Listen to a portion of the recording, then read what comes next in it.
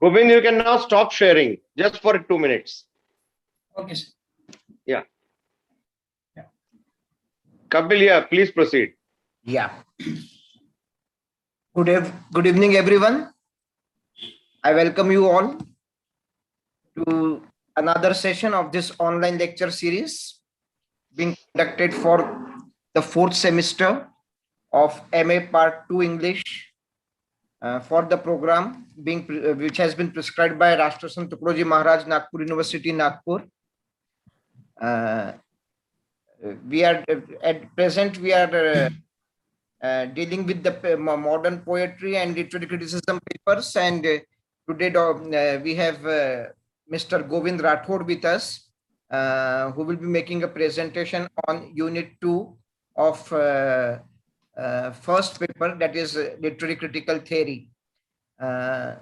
Sir, the 4 colleges, on behalf of the participating students and the 4 colleges, I welcome Mr. Govind to this session. Mr. Govind Rathod started his career with Dhote Bandhu Science College of Dhote Bandhu Science College, Gondia, and after getting through his MPSC, at present he's working with the Vasantrao Naik Government Institute of Arts and Social Sciences, Nagpur, since 2015. Sir, in his short career, sir has many achievements. He has been a member of many important government committees, and along with it, in the academic field, he has presented papers in national and international conferences, and he has published papers. He is working on his doctoral research on Taslima Nasreen. And the most important thing about sir that I would like to share, that when sir was a student, he had written a paper titled "Operation from Within and Narrative Imperialism" in Pune University, and the paper has been cited by the renowned Professor Gayatri Spivak in her who is a professor of English at Columbia University, New York, in her book Readings, which has been published by Seagull Publication in 2016. So I again welcome Mr. Govind to this session and hand over the mic to him for his presentation. Welcome, sir.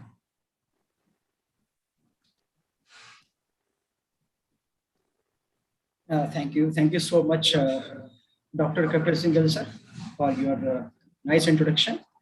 Thank you so much, Dr. Karthik Panikar sir, for giving me this opportunity. I have been enthroned with this responsibility of kind of covering third unit of literary criticism and theory, paper 1 of the 4th semester. Usually it takes about a month to teach this whole unit, but I'll try to in a way try to highlight the important key points of the particular unit in my presentation today. And I'll be touching upon the important aspects of the background, as well as I'll be going through detailed text of Jacques Derrida and Edmund Wilson. So to start off with, the background topics, in today's presentation, I'll be covering these points. I'll start off with Karl Marx and Fredrich Engel's contribution to literary critical field in general, and I will be discussing how they have developed a new branch of philosophical communism. Later on, it is referred as Marxism, and thereafter I'll be discussing in brief about this journey called deconstruction, and we'll be touching upon one of the inside aspects of deconstruction called logocentrism. Thereafter, I will be again touching in brief the contribution of Friedrich Nietzsche, and thereafter we'll try to go through some important passages from the text of Jacques Derrida called Structures and Play, the Discourse of Human Sciences. And will be in very brief, I'll try to also discuss an essay by Edmund Wilson called Marxism and Literature. To start off with Karl Marx and Fredrich Engels, as we know that Karl Marx is often ranked as one of the greatest philosophers of all time. And his contribution to this field of philosophy, not only Marxism, but his contribution to this whole kind of discourse of philosophy has been immense. And therefore, his philosophy, which had a kind of humanitarian approach, has had a shaping effect on the discourse of history altogether. To start off with this very famous claim that, as he's made in his very famous book called the Communist Manifesto, while defining his concept of dialectical materialism, he quotes a very significant line, and he says, and I quote, "The history of all hitherto existing society is the history of class struggles."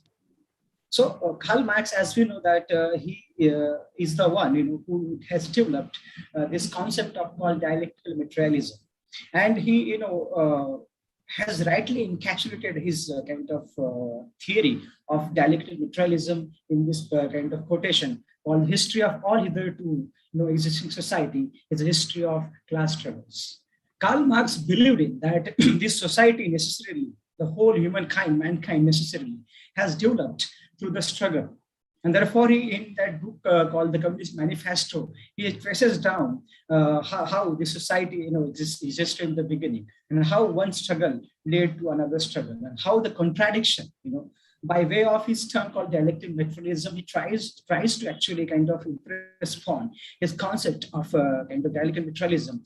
And he says that how these contradicting forces in the society, led to something new, something novel in the society, and that in a way shaped society and kind of changed the discourse of the society for the betterment, towards the utopian existence of one and all. And therefore, when he puts forth his concept of something called dialectical materialism, he says that these ideas of contradiction, leads to something called new.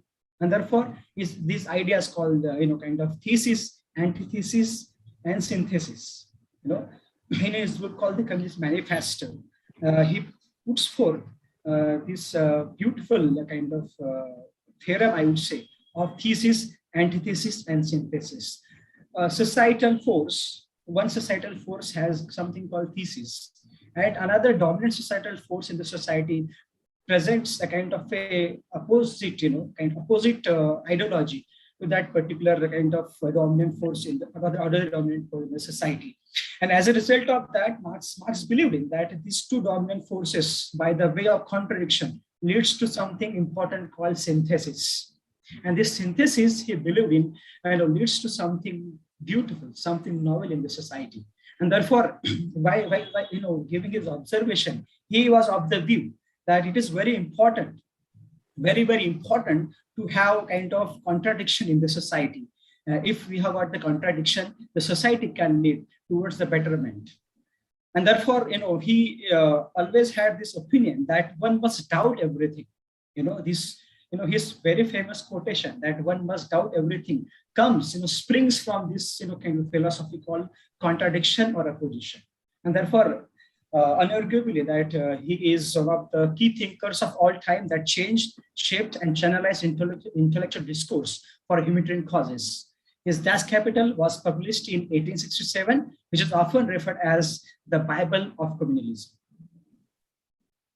In his book called Das Kapital, he introduced a very, very important concept of commodity. Today, we often talk in terms of commodification of labor, commodification of media, commodification of body, commodification of all possible things in the world. But this term commodity,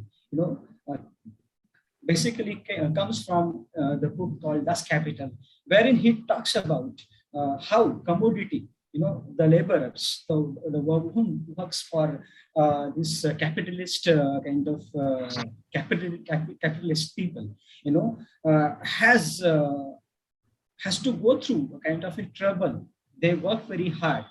When some good is produced, a good has a value. It has got an exchange value, uh, as it has actually kind of use value, right? So a person who produces the good at the same time must have, he was of the view that person who produces the good must also have this exchange value and use value. Because if a particular produced good has got this value, and if the person who produces that value, use value and exchange value in the society, should be given the equal significance in the society. And therefore, the labor, when he goes through the pain, in a way, if you go through the text, you will see that he is the one who goes through the pain, lot of pain. And therefore, this production is nothing like a kind of giving birth to a child. It's like a birth pain, you can say. And therefore, when he produces some good, he produces the utility. He produces utility, and therefore he should also be given equal, benefit, for that particular reason. Because that when somebody's labor, or laborer's labor becomes a commodity, that can be exchanged in the market. It has got an exchange value, it has got a use value, and it can be bartered in the society. So something that can be bartered in the society can be called as a commodity. And therefore he calls the laborer's labor, the work that they do, the hands and the head, as we call them, as they work for that, can be called as commodity. And therefore, as we knew that this during the capitalism, the large chunk of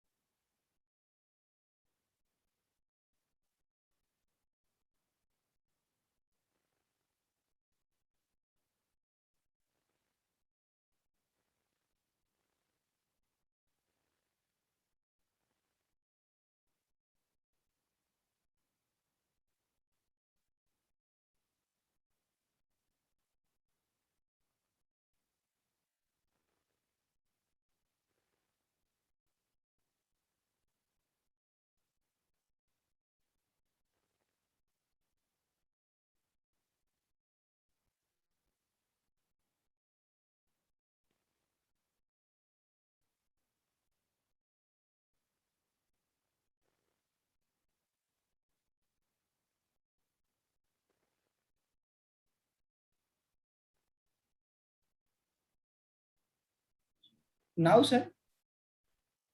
Hello. How long, sir? How long it has been?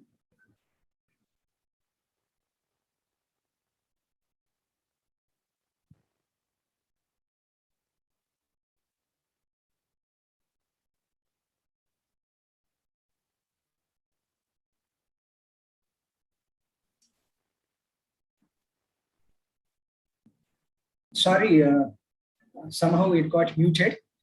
Yeah, Rathod sir, I mean, you need to put your screen again. Okay, sir. Yeah, yeah. Yeah. I suppose there was some net connectivity issue. Net connectivity issue. Yeah. Yeah. Okay, sir.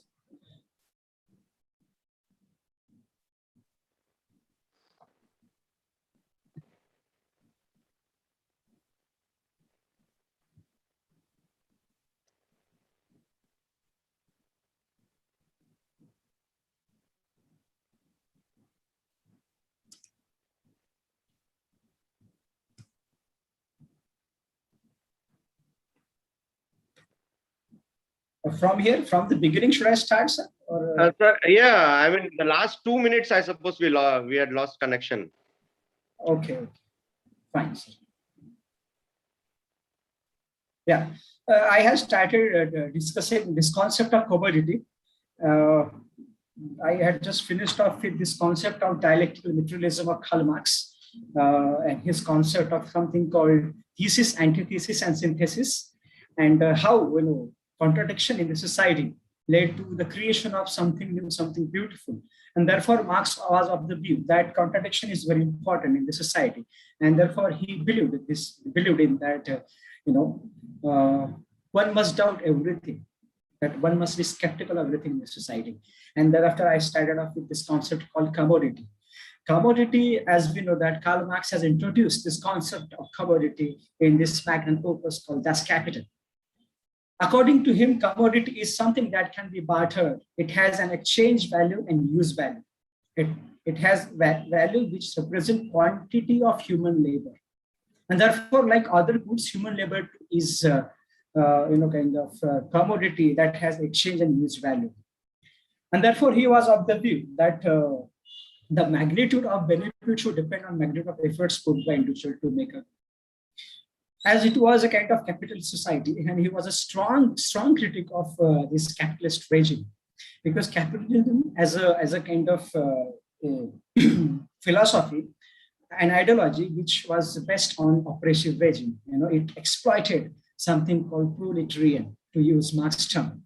And this bourgeoisie, as he talks about, kind of minted away the large chunk of the benefit that was actually produced by the laborers. He calls that as a surplus value. And therefore, when the laborers produce the surplus value, he has got all rights to get his own part of the benefit.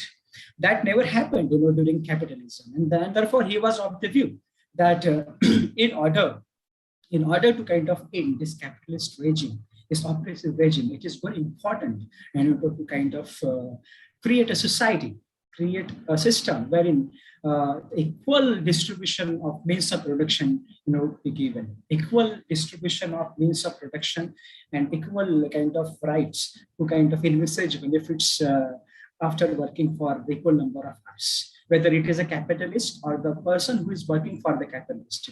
And therefore, he started this new movement called communism, and later on, which was developed in this full-fledged philosophy called Marxism.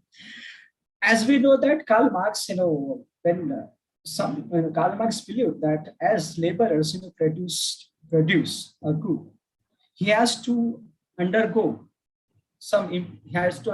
pain, something called giving childbirth. And therefore, when the laborers work hard for producing the good, he develops kind of an attachment to it. When a stool is produced, in a classical sense, when a chair is produced in a classical sense, we can see the existence of labor. We can see the existence of laborers in that particular chair. But in the capitalist society, as the machine, actually taken over the place of something called laborers, this machine-produced goods do not have this existence of labor. And therefore, machine-produced goods or goods produced by machine do not have, kind of labor existence in that. And therefore, this laborers, Karl Marx believed, suffered something called alienation, because the existence, the beauty, the grace, the aesthetics of hand wasn't there in that particular end of good that was produced. And therefore, as laborers were replaced with the machine, he was of the view that capitalists should give equal importance to the laborers as well, and should also kind of distribute the benefit among them. And he believed that there should be equal distributions of means of production. And when somebody works for that, he was of the view that magnitude of the benefit should depend on the magnitude of efforts put by the individual to make a good. And therefore, he lashed out at the criticism of capitalist regime, which was oppressive and inhuman, where capitalists loot large share of benefit. And therefore, equal distribution of means of production and benefit is at the heart of Marxist philosophy we all know. That was all about Karl Marx, because I cannot take much time to discuss Karl Marx. Okay. The second important philosopher that we have, and who was a very close aide of Karl Marx, and as we know that he was the one who produced the third volume of Das Kapital after death of Karl Marx. He was the one who kind of co-authored this book called the Communist Manifesto along with Karl Marx, right? And Das Kapital and this Communist Manifesto is often referred as the founding text of Marxist philosophy. He's also known for his book called The Condition of Working Class in England. It's a classic in field that later became Marx's specialty. As we know that this particular word, The Condition of Working Class in England, when he puts forth, puts a light on the pangs of the laborers in the kind of industrial England of that time. And he, kind of tries to convince, tries to kind of bring senses to the laborers, how, they develop something called false consciousness. Although this term, kind of he didn't coin the term called consciousness, but he uses that to later to Franz Mehring to address the scenario when a subordinate class willfully embodies the ideology of the ruling class. It is like kind of co-opting one's own existence, co-opting your existence and accepting the mastery of some other class. The concept of false consciousness is something like this very famous concept of hegemony. You must know that hegemony must be made about hegemony, wherein one thinks that he is independent, has got any choices, but unknowingly, he is being ruled by the dominant class, by the kind of ruling class, whether it is a political ruling class or kind of ideological ruling class or any other kind of echelons of society that we are at. And therefore, he is often credited with kind of developing this idea of false consciousness, which, as I told you, is nothing but kind of scenario where a subordinate class willfully embodies the ideology of ruling class. It means that when kind of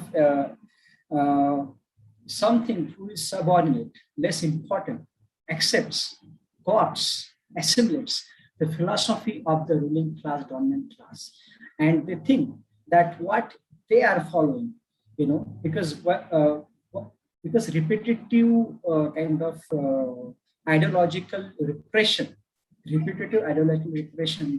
leads to kind of making the people believe in the ideology that other people have. And therefore, this idea of false consciousness is very, very important and seems very close to idea of hegemony and the feminist concept of something called co-optation.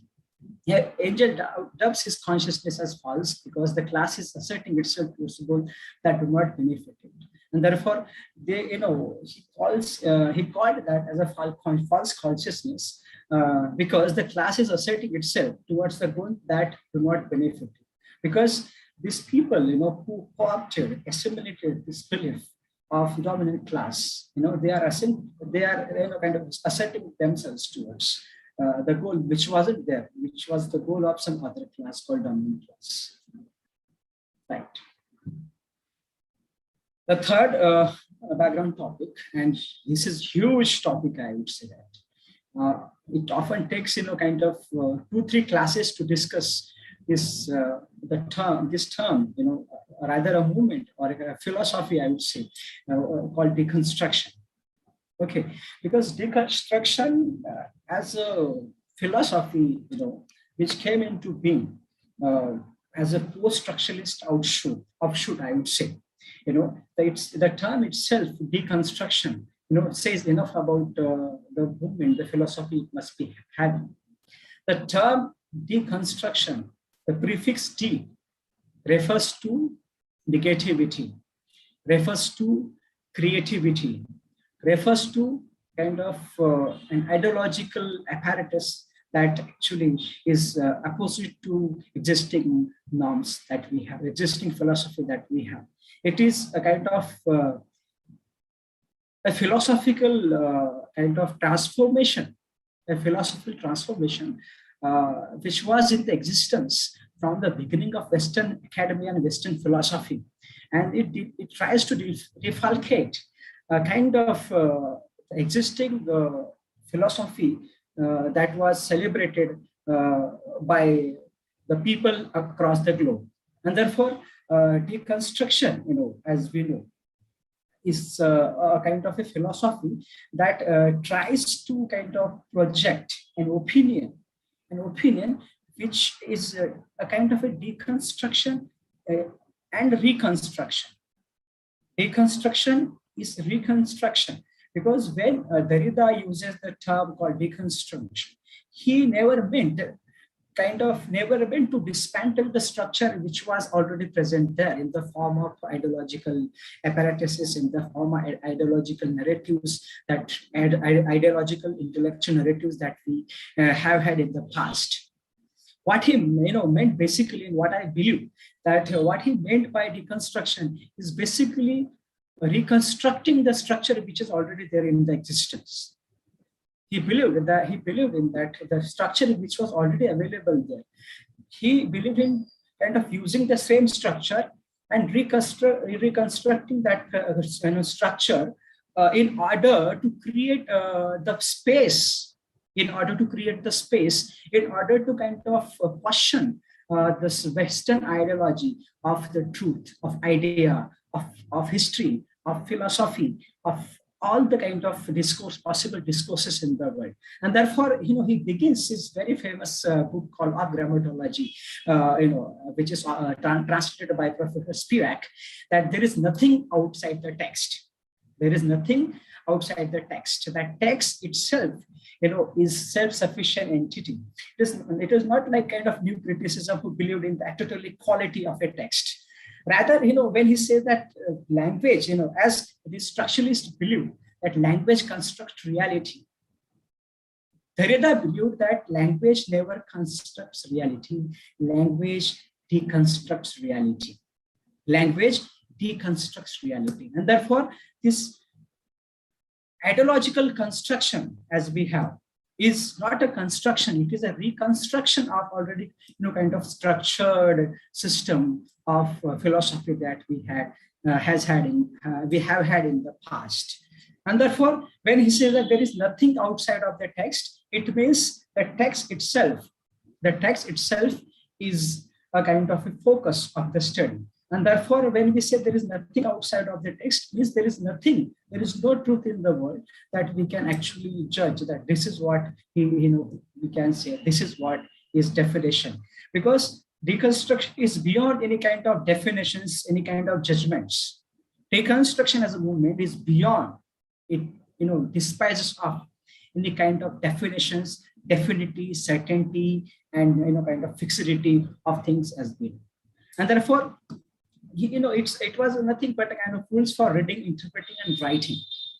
As we know that there is explained the deconstruction as a strategy, rules for reading, interpretation, and writing. How to read, how to interpret, and how to write something. By way of writing, it develops a writing called arche writing that we'll be discussing when we're discussing this concept of logocentrism. So to quote this very important quotation of E.L. Fredrich, Yale deconstructionist, and who is very famous, American American philosopher, we know, deconstruction is not a dismantling of the structure of a text. We often believe that I was discussing this on the same line, that deconstruction is not a kind of destruction of everything. Rather, it is a reconstruction of the things that we have, a text, a sign that we have. When I say, kind of a text, it means a sign. In post-structuralism philosophy, in deconstruction, everything becomes a text, a sign. Right, and therefore deconstruction is not a dismantling of the structure of a text, but a demonstration that it has already dismantled itself. Deconstruction is a philosophy that kind of propagates this ideology that the text has already dismantled itself. It apparently solid ground is no longer. So, whose voice is this? Yeah. So deconstruction is not a dismantling of a text, structure of a text, but a demonstration. Demonstrate means to kind of explain, demonstrate that it has already dismantled itself. Means the text itself is has no solid ground. There is no rock, kind of solid foundation that of the text, but thin air. When we say thin air, it means there is nothing that is fixed. In deconstruction, it despises of fixities, definities, and the kind of certainties that we have. As you can see the picture here, it kind of emphasizes this idea of how deconstruction is not a dismantling of this text.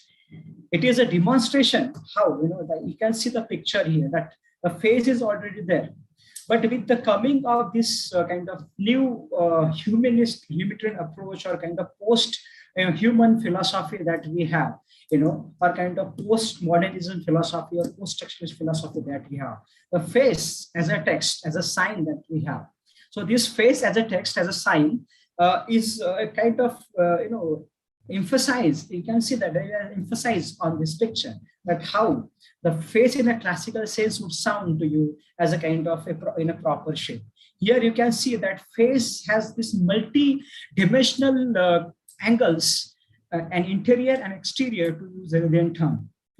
That it has this exterior narratives. It has this interior narrative that should be addressed by the reader via this redoubling of interpretation, as he calls it.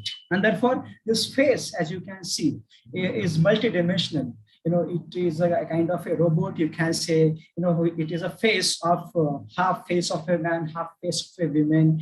It's a kind of an abstract painting, as we know. We can also see this demon-like teeth of that particular painting and whatnot. It's a mixture of many things, as we know. It's a medley of ingredients, as we can see. And therefore, the face here is not a face as we would read in the structuralist sense of the term, wherein face has this object and kind of concept and kind of the word. In structuralism, we have signified and signified.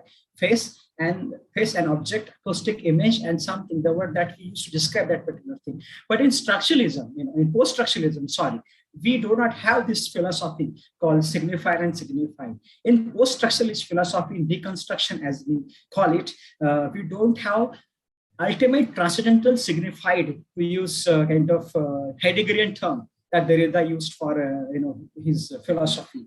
We don't have transcendental signified here. And therefore, post-structuralism as a philosophy, deconstruction as a philosophy, it is often believed in that we are caught in the chains of signifiers in order to get ultimate transcendental signified.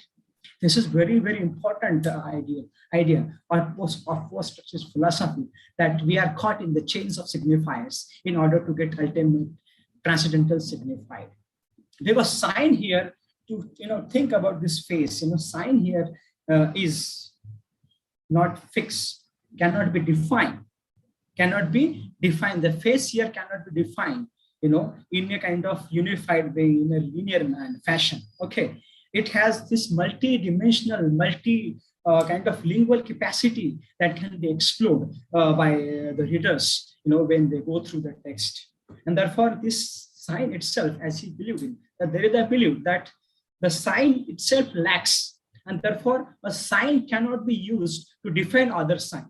Some sign which lacks itself, the sign which lacks itself, how can you use a word which is not sufficient in itself?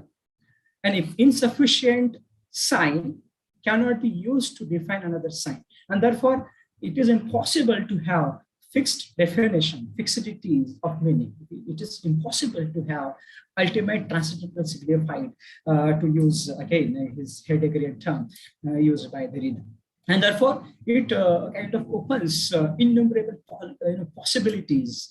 As to use the Derridian term, he refers that as refers that as infinite possibility of signifier, or to use kind of a new critic term, that galaxy of signifiers that we get from this particular kind of philosophy. So where this, basically a movement has started, how, history of deconstruction started. People often, kind of start with refer these writers like René Descartes or Fredrich Nietzsche that we have, right?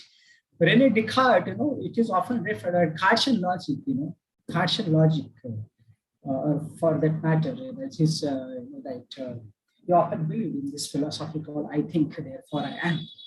So I think, therefore I am, this very dictum of René Descartes, and he is very famous for Cartesian logic. That how this logic, kind of processed in a kind of hypothetical way, like 1, 2, 3 that he, calls off.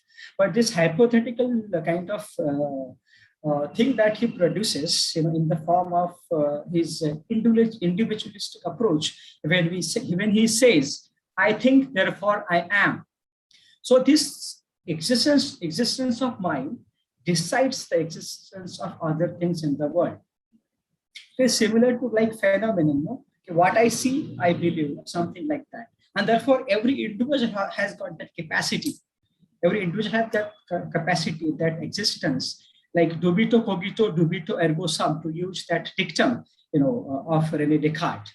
And therefore, coming back, and therefore Fredrich Nietzsche's concept of nihilism, nihilism, that he often believed in, that everything in the world is nil, means it has got a neutrality in the world, that every sign, everything in the world is nil. Fredrich Nietzsche's very famous kind of philosophy of nihilism. We'll be touching upon that concept too when I'll be discussing his contribution. But these people often referred as the pioneer of, kind of the people who started off this movement of questioning so-called defined, definitive, and ultimate discourse of philosophy, to kind of use that long phrase to talk about this particular philosophy. As I told you, that deconstruction, is something wherein we do not have a kind of a signified. Okay, we only have sign. And this science only has one aspect. The sign has only one aspect, and that aspect is this aspect called signifier. Since we do not have a signified, that is the ultimate meaning of something. Okay, we do not have a final meaning of something, and therefore there is no one signifier. There is no one signifier. Just go back to that picture, that face that we had. That face as a signifier, it had many angles of signifiers, multiplicity, of kind of interpretation, it actually invites on the part of reader. And therefore, post-structuralism is beyond the definition, where there is no closure of meaning, where there is no kind of locus, where there is no center, as he calls it, where there is no totalization, as he calls it. Right, and therefore, he believed that everything, that these binary oppositions that we have in structuralism, like in the form of sign, signifier and signifier. In binary opposition, what we have got one, kind of meaning which is dominant, and second meaning which is oppressed, right? But in, because it was divide of everything. It was divide of everything. This philosophy, something which, rejected all those existing norms in philosophy. And therefore, he believes in the binary oppositions, but, he had a different opinion about that. He calls these binary oppositions as violent hierarchies. It is very important concept of deconstruction. It is referred as violent hierarchy. If you know about, if you are familiar with this very famous term of Mikhail Bakhtin, Bakhtinian kind of philosophy of carnivalesque. Carnivalesque, is very important. Wherein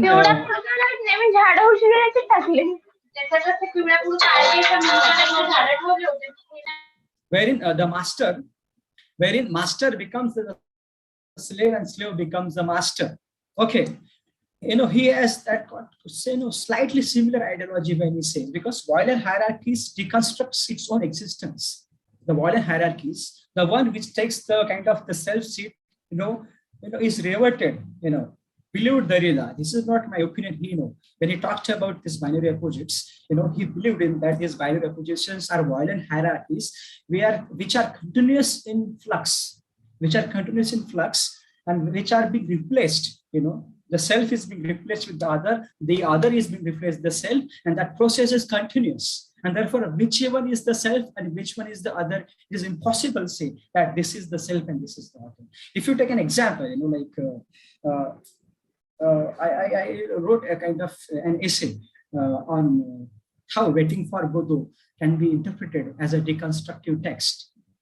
How Waiting for Godot, and I gave a kind of a deconstructive reading of Waiting for Godot in one of my papers. And I claimed in that paper that how in the first scene, how the binary first scene and the second scene. In the first scene, the character that we have, the one who is a slave, becomes a master at the beginning of the second scene. And therefore the self is being replaced with the other, and other being replaced with the self, and there are kind of binary opposites, kind of violent hierarchies, which are working through out that particular plane. And therefore these violent hierarchies do not proclaim themselves to be the self or the other. They are neutral in the nature.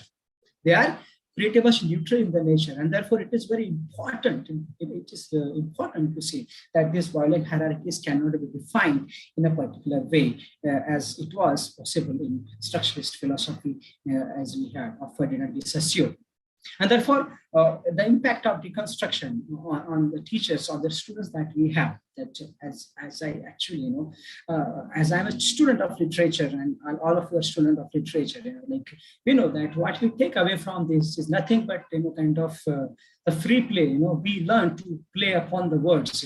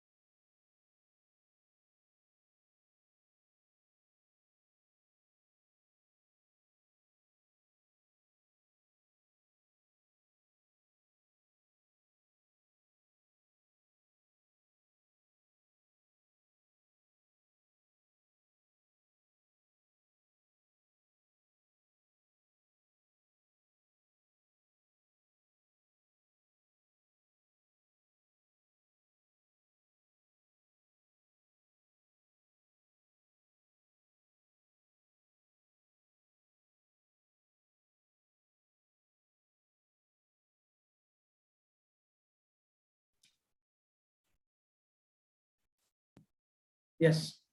So, in short, reconstruction in practice, that in literature, we, as a student, we practice this construction in life as well. Like when you see, this kind of Rathod sir, can you please share your screen? Rathod sir, can you please share your screen? Sir. Your screen is missing here. Again, sir? Yeah.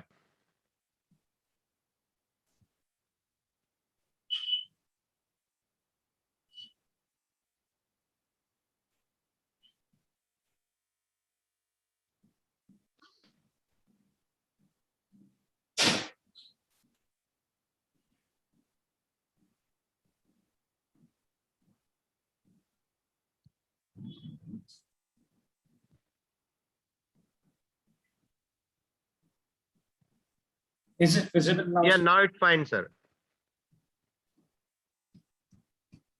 There is some connectivity issues, I guess. Yeah, there is some minor issue, I suppose, and it's happening frequently, unfortunately. Yeah, sorry for that. No, it's okay. I mean, it could be at any one of our end, in fact. Yeah. May I continue, sir? Please, pray. So, deconstruction in practice. So, how, as a kind of student of literature, used to practice this in day-to-day life. When we see that kind of pierced faces of the students or pierced faces of people around us, we see that how that person, has deconstructed, himself or herself in a proper way, because he or she, in a way, kind of present this opinion. We don't know whether to define, whether to talk about the person, who has pierced kind of an object, or talk about an object which has been pierced. This is philosophy that we practice often, in our day-to-day life. There are many examples, even in kind of in arts and painting. We know this pretty kind of those abstract ideas that we have. Many paintings of those surreal painters, as we call them. They are pretty much kind of deconstructive in nature, if you talk about it, right? These are few important. There are many, actually. I can give the list of the deconstructive philosophers, but these are a few important kind of deconstructionists that we have. We know that Jacques Derrida is often referred as the father of deconstruction. And then we have this American Yale deconstructionist Paul Deman, Geoffrey Hartman, and I have mentioned about J.E.'s Miller when I quoted his famous quotation from his book. Right. Then I will move towards this concept called logocentrism. Logocentrism, as we know that logos means word. Okay, and according to Derrida, logocentrism is the attitude that logos, the Greek term for speech, thought, law, and reason, is a central principle of language and philosophy. It is Derrida's that logos, the words, speech, thought, discourse, so to say, or all sort of discourse, written discourse that we have, is a central principle of language and philosophy around us. And this particular philosophy of logocentrism holds the belief, that logos, the words, the discourse, written discourse, are superior to the kind of oral one, that is spoken. And therefore, logocentrism is the view that speech, not writing, is central to language. And therefore, it is a view that speech, not writing, is central to language, the speech that we have. Because speech comes from the Almighty, we believe. It shows the existence of the person that we have. Is the view that speech, but writing is central to the word, to language. According to logocentric theory, as says Derrida, speech is the original signifier of meaning, from where the meaning springs. Okay, and written word is derived from the spoken word. And the word that we have, the written words that we have, they have been derived from the spoken word. For example, the words of God to believe in. Because when God said, "Let there be light," and there was a light. First it was kind of proclaimed by the God, "Let there was a light, and let there be a light," and there was a light. This very famous proclamation of Jesus, that we have, "Let there be a light," and there was a light. We know that shows the existence of the person who has spoken about it, who has talked about it. And therefore, the speech comes first. Then the written word is right from the speech comes first. Speech comes first. But this philosophy, as we know, that logocentrism is the belief, that the speech is not important, but the words are important. But there is another opinion. This particular logocentrism, a term is coined by the German philosopher called Ludwig Klages in the early 19th century. It refers to the tradition of Western science and philosophy that regards words and language as a fundamental expression of external reality. This philosophy holds the belief that words and language as the fundamental expression of external reality. It means that external reality cannot be expressed without the words and language that we have. It holds the logos as epistemologically superior, and that there is an original, irreducible object which the logos represent. According to logocentrism, the logos is the ideal representation of the Platonic idea. We know the Platonic idea that we have studied in Plato's Republic, those many books that we have written, 7, 8, 10, I don't know how many books, right? And therefore, logocentrism thus is a representation of a spoken word. These words, written words, are nothing but representation by spoken word. If writing is only a representation of speech, then writing is only a signifier of a signifier. If writing is only a representation of a speech, then writing is only a signifier of a signifier, because writing is a signifier of a signifier, and which signifier? Speech, oral kind of discourse. Writing as a signifier explains another signifier. And what is that signifier? Writing is a second signifier. The first signifier is speech. And therefore, writing as a signifier represents the first signifier called speech. It is same with all signs in the world, and therefore this logocentric idea, is very, very important, as we know, because logocentrism, he said that he never believed in thereafter that whether to follow logocentrism or phonocentrism, as it were. And he believed in a different philosophy, and he developed a different brand of writing, as he called it as arche writing. Right.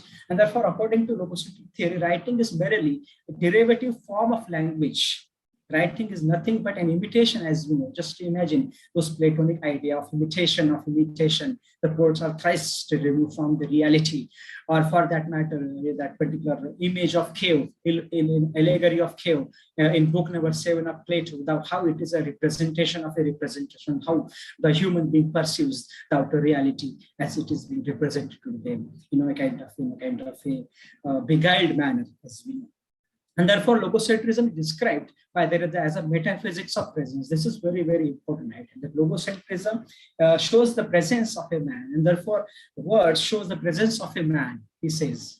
And that metaphysics of presence can be referred to the Almighty, that ultimate transcendental signified, and which is motivated by a desire for a transcendental signified.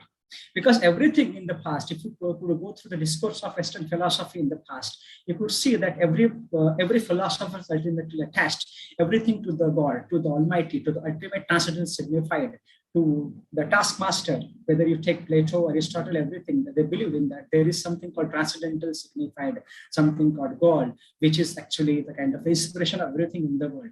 But he was of the view that that particular signifier also gives a signifier to describe that. And if the signifier itself, is not sufficient, how can it be used to define other signifier? And therefore that will present traces in the sign, that will present lack in the sign, and that will be, kind of interpreted by the readers by taking their own individual turns therein they get it.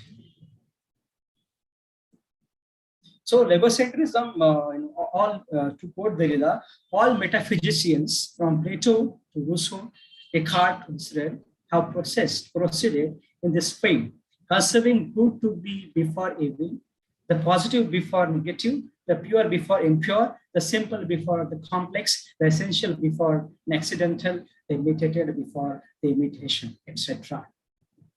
So this particular, I call, like if you could recall, these two binary opposites, this violent hierarchies, good, bad. Okay, so everything, like he said, that processed in this way, conceiving good to be before evil, the positive before negative. Okay, first we need to think about an idea. Positive, then it automatically the negative idea comes. And the pure before the impure, the simple before the complex, the essential before accidental, the imitated before the imitation, and in the same way, the speech before the words, the speech before the words. And therefore, that particular, because everything in the world, is presented in this kind of apparatuses of ideology called binary opposites, but he calls this binary opposite as violent hierarchies, right? And therefore, this logocentrism is nothing but kind of dominance of speech or writing, or the privileging of presence or absence, isn't it? And therefore, he was of the view, he believed in that, that he wasn't of the view of phonocentrism or logocentrism. He said that this writing and speech are not the real actually source of the thing. He believed that this arche writing, which is language itself, The language, arche means the beginning of something. Okay, the beginning of something. And what was in the beginning?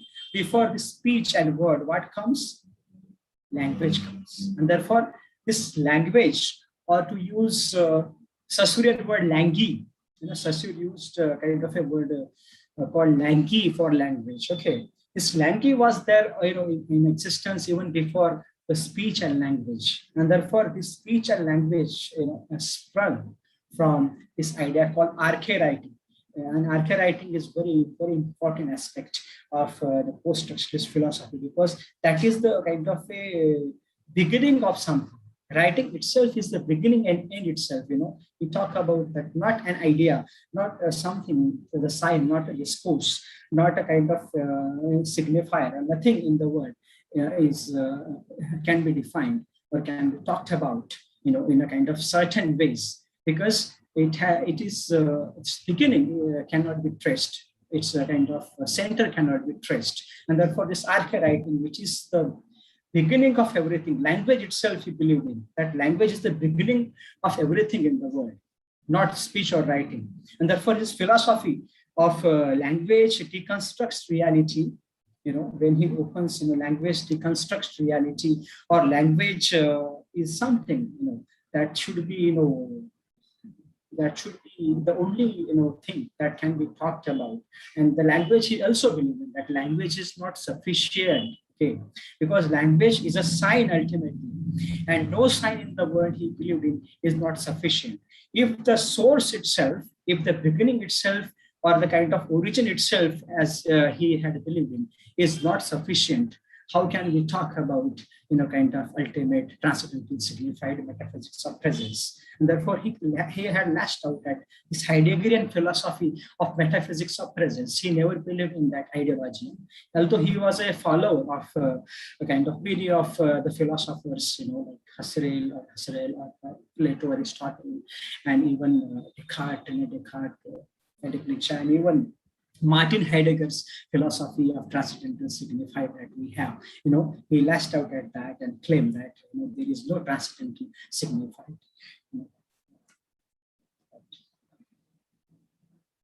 This brings to me to my favorite philosopher. I am, as a reader, as a student and teacher of English literature and theory, I'm fascinated with this philosopher called Friedrich Nietzsche. And whenever I go through the text that he has written, like Beyond the Good and Evil, and Thus Spake Zarathustra, every time, he actually, what should I say, shocks my mind, blows me away, with his writing. He is such a wonderful, kind of writer, wonderful philosopher. That and therefore he, as we know, that I talked about Derrida, that he was one of the key influences on Jacques Derrida, via his concepts of metaphysics and his concept of nihilism, as we talked about, and he's very famous, and as a philosopher in the world. I would say that in today's context, that if you want to read some philosopher, I think that we should go back to this very, very famous German philosopher called Friedrich Nietzsche. And therefore, I often call him as a Übermensch. He himself was an Übermensch, I would say. When I say Übermensch, Übermensch is a German term for overrich man, to use kind of Nietzsche's explanation of that. Übermensch is Superman, simply to say, or Shaktiman in Indian context, as we call it. So he was the word, that he was through and through. People often criticize him for his atheist kind of philosophy. He was through and through an atheist, who criticized God heavily. And this quotation, he speaks enough about his intellectual daring. He famously has proclaimed, that God is dead. That very famous quotation of Nietzsche. And this particular philosophy, that I cannot believe in God who wants to be praised all the time. So God is the one, who wants to be praised, and therefore he, said that I cannot believe him. because God is the one, who wants to be praised all the time. You can see that Nietzsche's, kind of figure here, that he as a Superman, he is a philosophical Superman, I would say. Because it's kind of whole repertoire of his writing actually gives an indication towards his position as a kind of an intellectual Superman, an intellectual overman who comes for the birth of, who takes the birth for the benefit of humanity. He is sort of an altruist who doesn't believe in the kind of existing norms, kind of stagnant morality, as we call it, kind of those stagnant morality, ill practices that we have in society. And therefore, he, kind of proclamation that he made in some book called Gay Science. Nietzsche has famously proclaimed, and his proclamation, was not received well by many critics, modernist critics, and the kind of, especially the religious people who believe in the supremacy of religion, supremacy of Christianity. God is dead. In his Gay Science, he says, God is dead now, may we expect for the Übermensch to live. He says, God is dead now, may we expect for the Übermensch to live. Right, and therefore, he wanted to kind of hammer down those existing kind of doctrine of religion, of Christianity, which they're basically, illogical in nature. He had that belief that these Christian doctrines and philosophy were illogical, stagnant, and do not kind of initiate any action on the part of these people, and therefore religion, he say, believe that makes people fool, makes people blind followers, superstitious, and the superstition will not actually benefit society in any way. And therefore, this wasn't received well by kind of people around us, and therefore they, declared, like the Christian people, the Christian religion, the churches declared that Nietzsche is dead because he died in 1900. Okay, and therefore that's a bit of a comic thing, that we can talk about.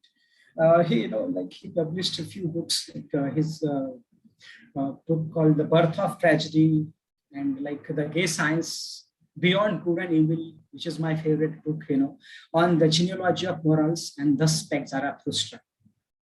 These books are such a wonderful read, and still they have got appeal. You can read them and enjoy as a reader. His key ideas that we have, why he actually proclaimed, declared death of a god, because Nietzsche discusses these two forces in Birth of Tragedy, called Apollonian and Dionysian. Apollo represents logic, harmony, and clarity, thesis.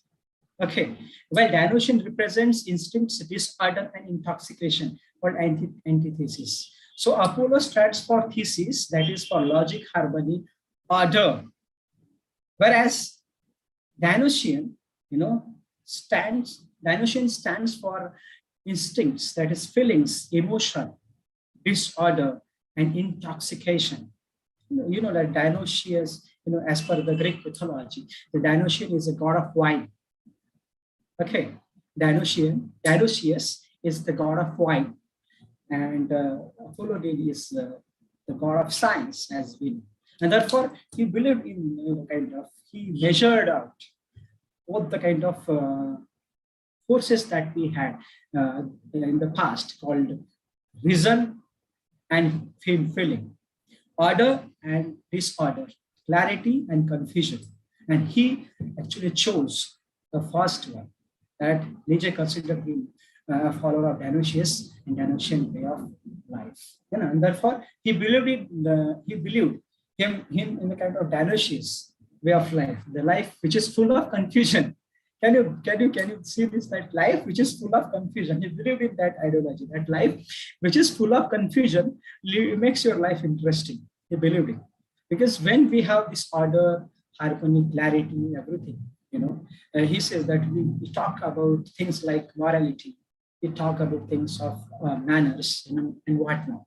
But when we do not have that, when we do not have this kind of order, we can think about that idea from a new angle, from a new perspective. And therefore, he was himself a follower of Anish, who was basically kind of god of intoxication, god of wine. In this book, at the end of Twilight of the Idol, or How to Philosophize with the Hammer, he states, I, the last disciple of the philosopher Dionysius, I, the teacher of eternal recurrence. See, this kind of, he claims himself to be the follower of Dionysius. Dionysius, who was the god, and I, the teacher of the eternal recurrence. This is very, very important idea. To talk about his kind of phrase, to philosophize with hammer. Although he himself was a follower, it would seem a bit contradictory to say and to explain kind of Nietzschean philosophy on those lines, because he was the one who believed in kind of order, who believed in the kind of revolutionary ideology. Okay, and therefore as he was against the superstitions of Christianity, as he was against the morality of Christianity, as he was against the kind of emotionally charged doctrines of Christianity, he believed that people shouldn't actually follow or judge everything blindly. They should kind of use the hammer of an intellect, hammer of their brain. Okay, because this philosophizing with hammer is is a term, is a phrase, for kind of using your brain, how to philosophize with a hammer, how to kind of accept an idea. When he says that, if you have doubt, he says thesis and antithesis, if you have doubt, take an idea in hand and hit that with a hammer. That is metaphor for kind of change in the metonymy. Hammer is metonymy for brain here. Okay. Use that hammer of brain and hit it once, hit it twice, hit it thrice. If that idea, breaks, it is not worthy to keep. Assimilate that idea in your personality. You can throw that idea. But even after hitting that particular idea many times with a hammer, with an intellect, and if that idea doesn't break, that can be utilized, can be stable. You can use that idea, thereafter you can assimilate that idea in personality. And this is very, very important, actually, kind of, what should I say, a phrase that he has used. That is the name of a book, basically, name of a very famous book, I would say, wherein you indicate this idea of philosophizing with hammer. It's a beautiful concept of how your brain should be the only yardstick to kind of judge the things by kind of repetitive observation, judgments of the things that we have learned. And this is very, very important for all of us as a student and teacher of literature to observe the phenomenon, to hit it with your brain many times, and then whether to accept it or not, that is your choice. And therefore, this theory of eternal recurrence, when he said eternal recurrence, meaning that just imagine that you have been kind of punished with the same life, I would say. How would you live the same life in the same manner you have lived for, let us say, 20 times or 200 times to that? It is very important. Just think about it. Eternal recurrence means that you will get rebirth again and again. And in every birth, you'll get to live the same life with the same event, with the same happenings, everything. How would you react to that? That will be a kind of, it would be really meaningless, boring life, I would say. And therefore, the root of something called existential philosophy, that existential philosophy or this existentialism, often, Nietzsche is often referred as one of the precursors of that movement too. People do not analyze him from that perspective, but he is indeed actually, when you look at his theory of eternal recurrence, that when man gets a repetitive life 200 times, with the same life, the same movement, the same event, the same happening, how one would approach to life, is a question that he asks. How one would approach to life, is a question that he asks. And therefore that question, every answer would be that life would be very tiresome, it would be very much boring, it would be troublesome, it would be like hell, I would say, And therefore, Nietzsche again, this concept of will to power, that will to power is fundamental component of human identity. That when we have will, to power, because we don't, if you don't have will to power, we cannot actually exercise that power, on anything, because it's something like, Michel Foucault's idea of how power vests in everybody.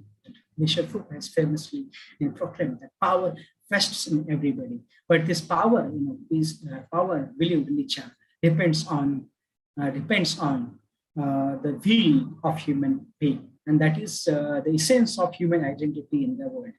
It is closely tied to this idea of self-overcoming.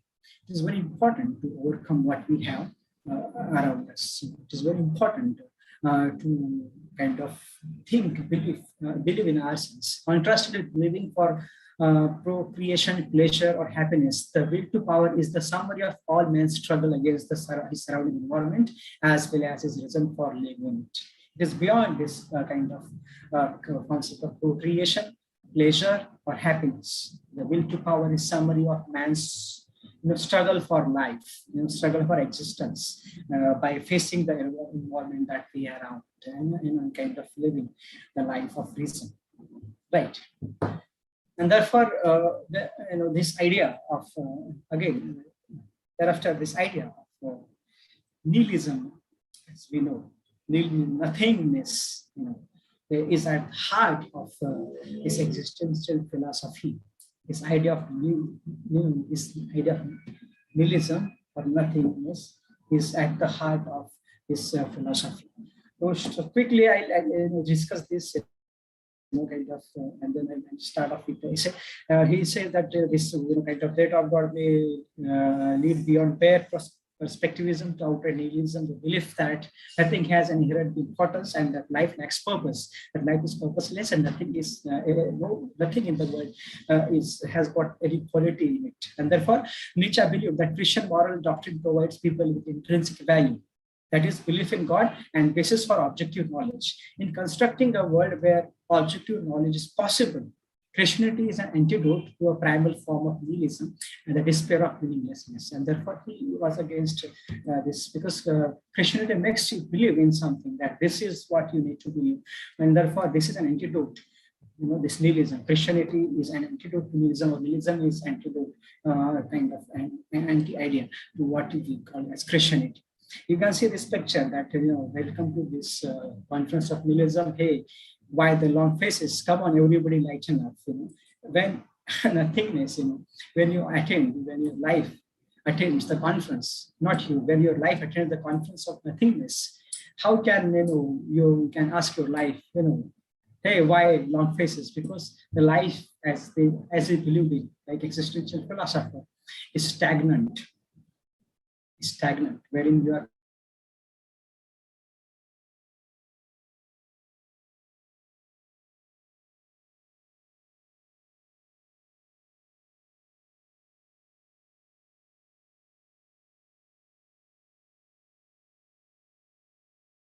I will come to the essay.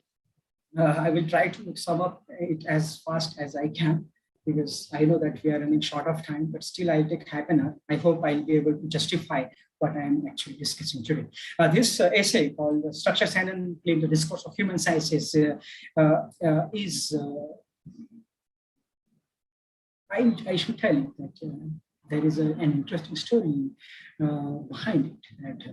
That one of Nietzsche's teachers was keeping well, and he was to make a presentation in that conference, in that particular conference. But as he wasn't keeping well, one of his students got an opportunity to have something, to present something.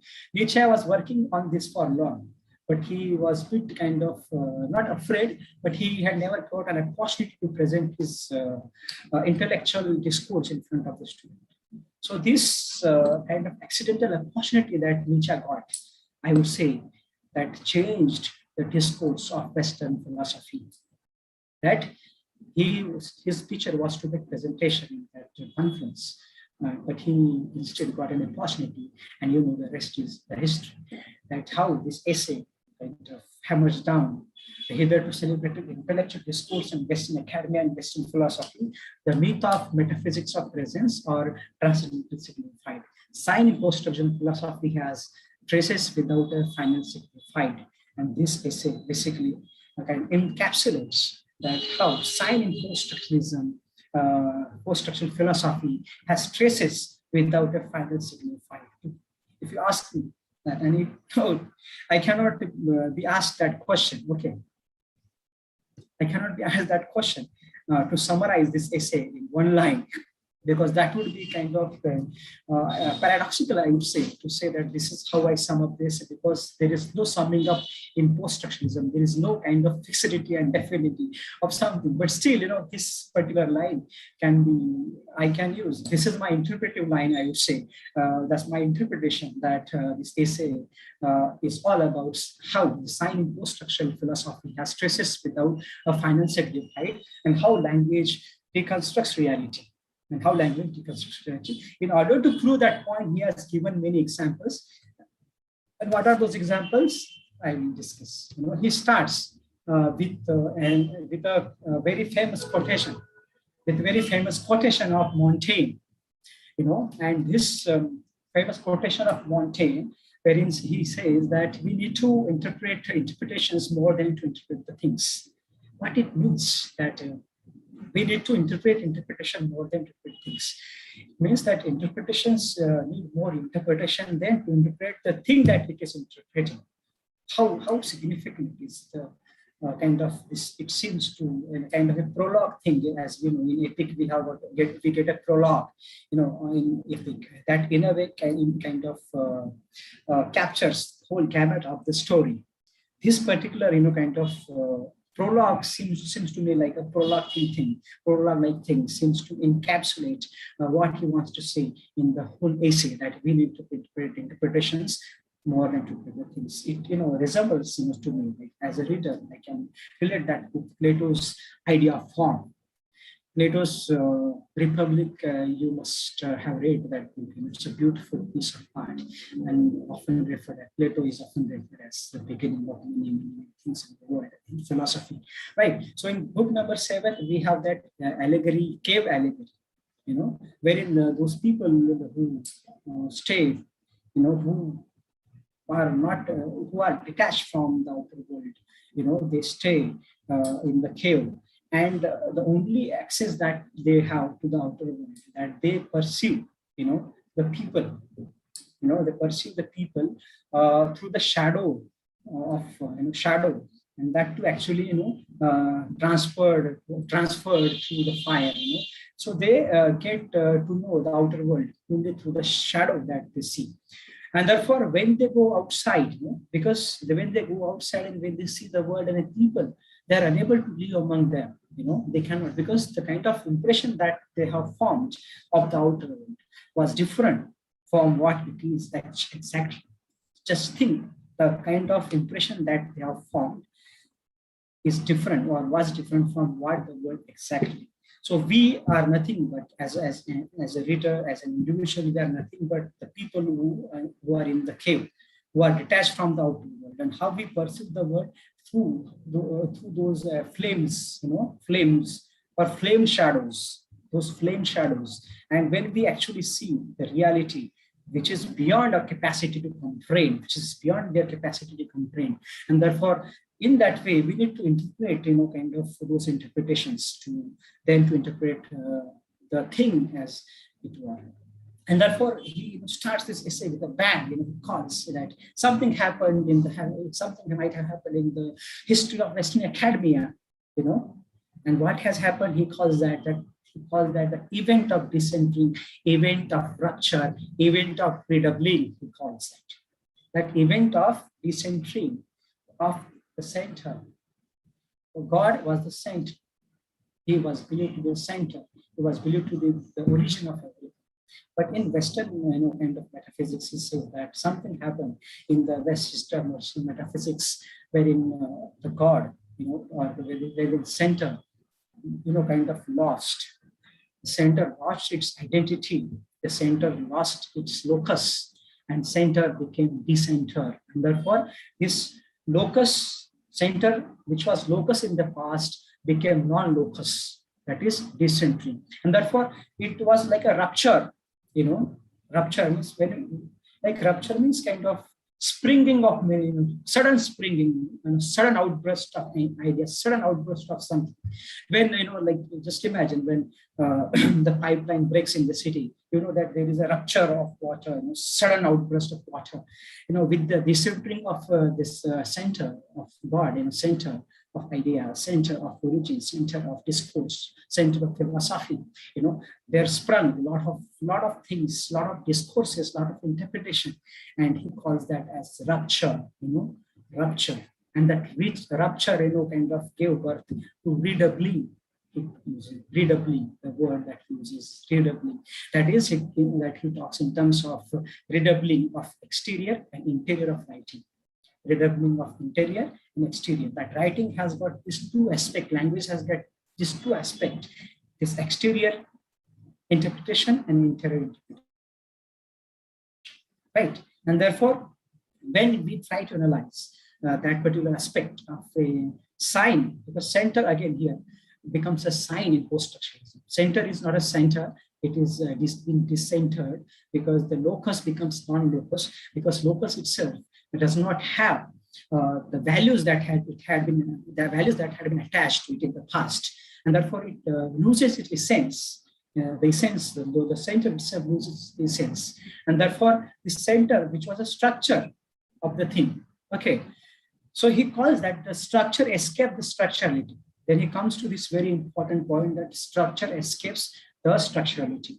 When the center escapes the structurality, it means the essence is lost.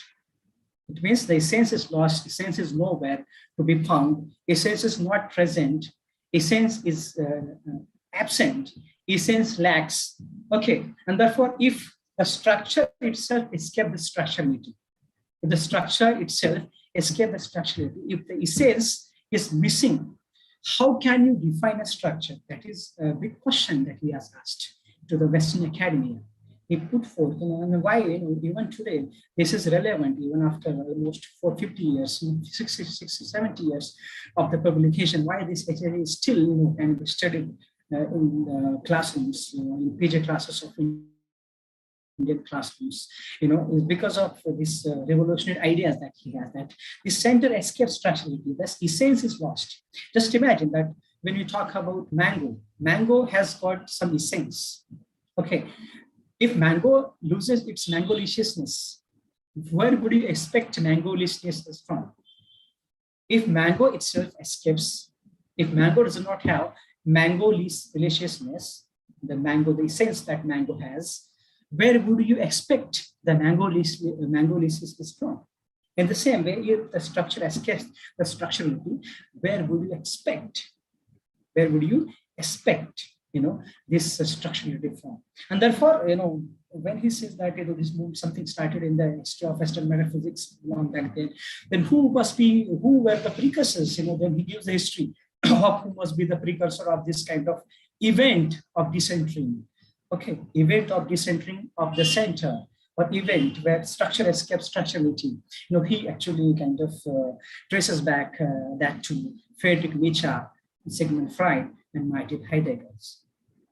Friedrich Nietzsche as this concept of nihilism, Western, or Nietzschean metaphysics as he called it, or Sigmund Freud's, this concept of unconsciousness, when we believe that unconscious is structured like a language. This is very famous kind of observation of Lacan, another kind of psychoanalyst who has made that language is structured like unconsciousness, and therefore whatever is constructed in unconsciousness cannot be defined in a proper manner. And same is the case with Martin Heidegger's concept of metaphysics of presence, because he borrows heavily from Martin Heidegger's that concept.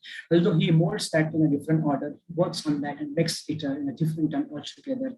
But these people, these philosophers, often refer, or often the other refer them as the one who inspired, the one who initiated this process of decentering the structure in the past.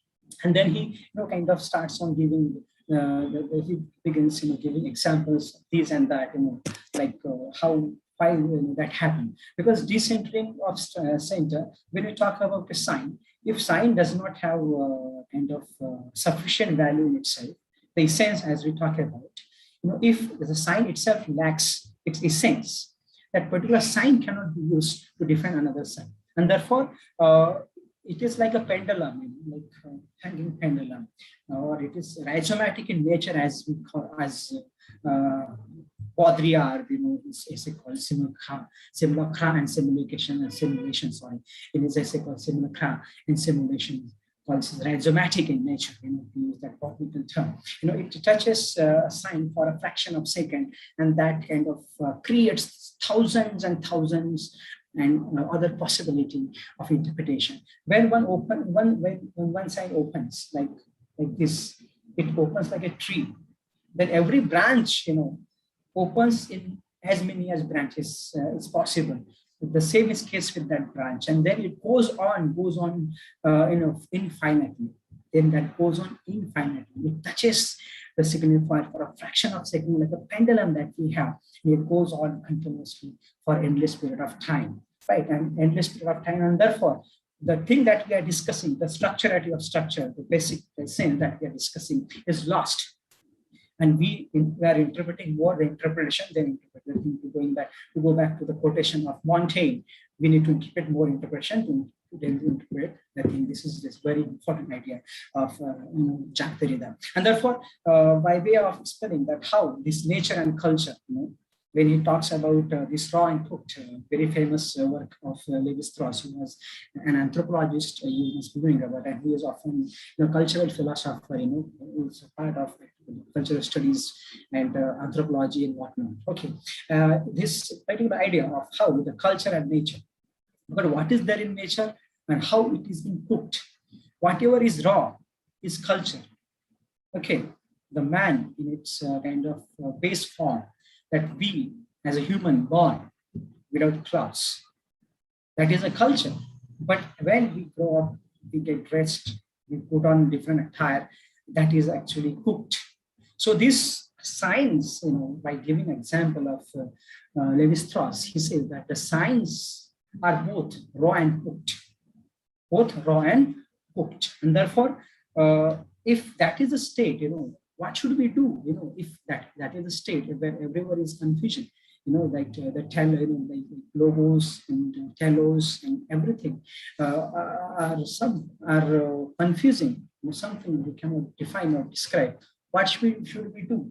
As a person, as a reader, he comes with a solution for that.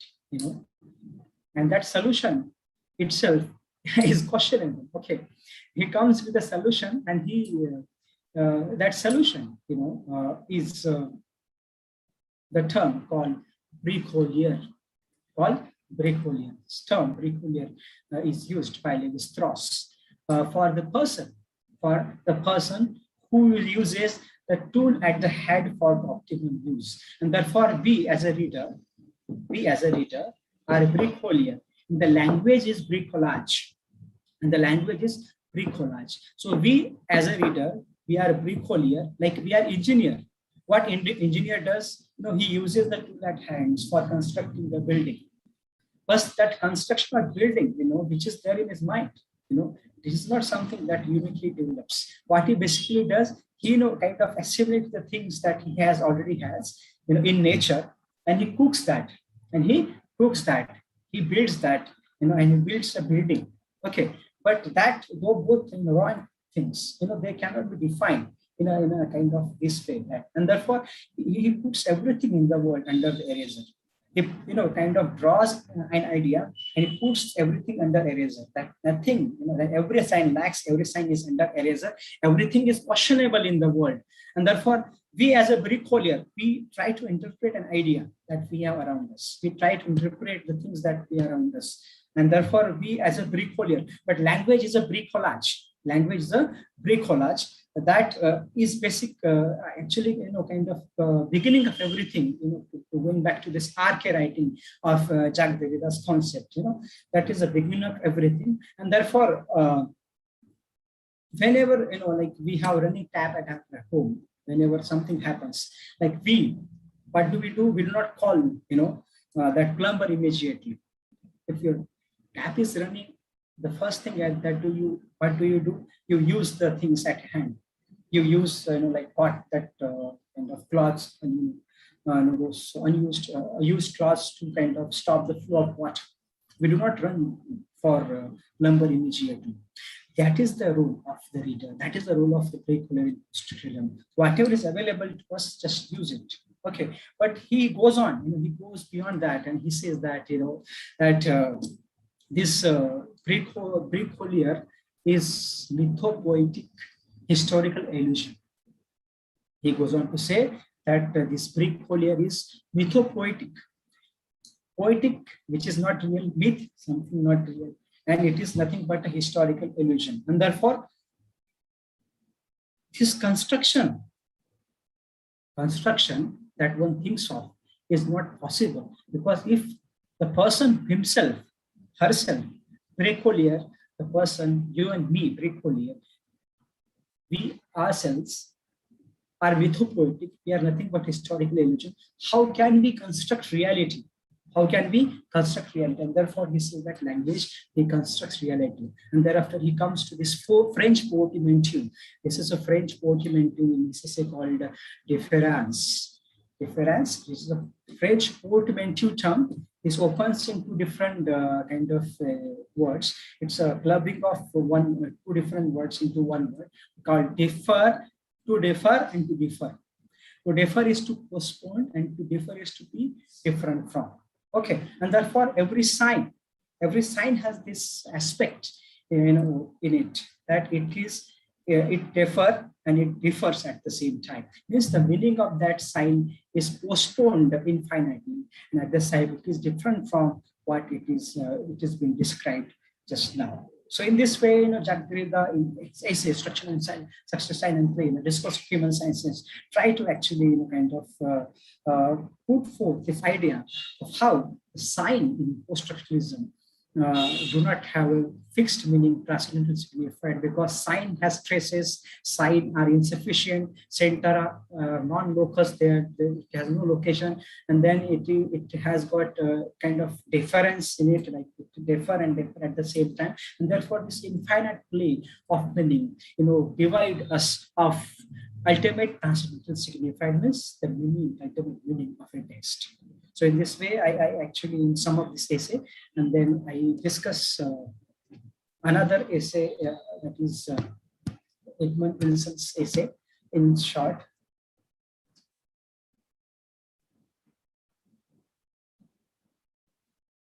I'll take 5 minutes, sir. Is that okay? Yeah, absolutely, absolutely. 5 minutes. Yeah. Yeah, nothing much to discuss about this essay, because like when I went through the text, like a few years back, like when I was to teach this essay, I went through the text back then, and I had made notes out of that, and I also referred some actually secondary sources, and I found that there is nothing much to be discussed about this essay. These are the key, I guess, in this essay that Edmund Wilson, he was kind of a Marxist philosopher, as we know, that he was an American philosopher, American writer, American Marxist, and literary critic who explored Freudian and Marxist themes in his writing. In the essay, Wilson studies the place of art and literature in dialectical materialism of man. This particular essay, focuses on the kind of place of art and literature in dialectical materialism of Marx. In addition to that, he also explores the prevalent myth of art as a social, political, and economical propaganda. Because we often believe that, as a kind of a reader, we often have this opinion that art has this preachy, utilitarian value. It teaches and delights at the same time, that art is didactic in nature and kind of thing that we think about. But Marx was not of that opinion. You must be knowing that Marx was a thoroughly read gentleman. He was, he had read the classics, great classics, and he was very much fond of period poets, that writers, right? And but he never got influenced he read literature as a literature. He, when he propagated that philosophy, Wilson believes that when Marx, read that, he never followed those writings, because Marx knew that this art cannot be used as a weapon for the social change. Art cannot be used as a weapon for the social change. It is not art. It is nothing but kind of what should I say, tool in the hand of the people who are ruling. And therefore, Marx and Lenin both loved and appreciated literature for its beauty, but never thought in terms of its preachy side. They never thought that literature has got this preachy side. They loved and appreciated, both of them appreciated, appreciated and loved. They never actually thought in terms of its kind of preachy value as been. In the same way, Lenin had admired, like he admired Europeans, Lenin admired Tolstoy greatly, but he never actually followed, his discourse of writing as a person. Trotsky, in the same way, believed that literature has no carryover value, and therefore art ultimately remains nothing but tool in the hands of government to address its socio-economic purposes. So in this way, this essay, kind of have nothing much to discuss. These are few things that you can think of this essay, and that's it from my side. If I've got any questions to ask, anything that you wish to discuss with me, now it's open for the discussion. Thank you so much for giving me an opportunity, and it was a pleasure to have present this. Thank you.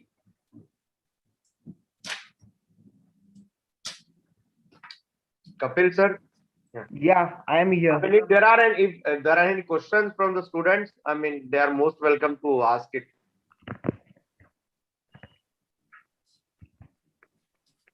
If the students have any questions, the exams are just around the corner. So if you have any queries related to today's topic, I suppose Dr. Rathod would be very happy to answer them.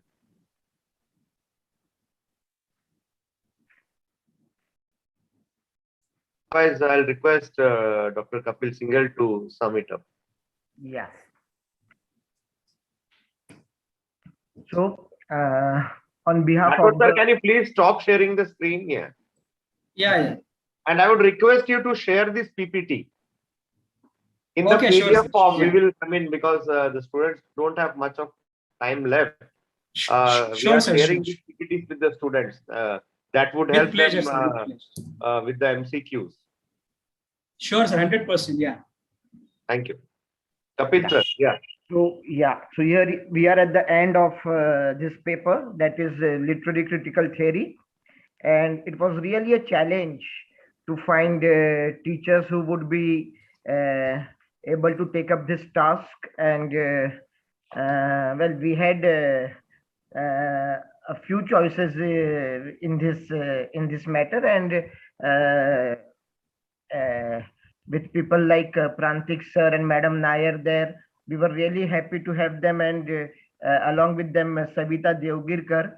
And the fourth choice that we all settled at was of Mr. Govind Rathod, and he has done a complete justice to the topic that was assigned to him, and keeping in mind the type of pattern that the students will be coming across in the next examination, he has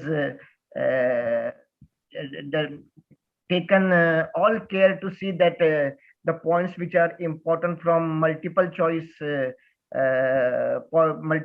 question point of view are covered.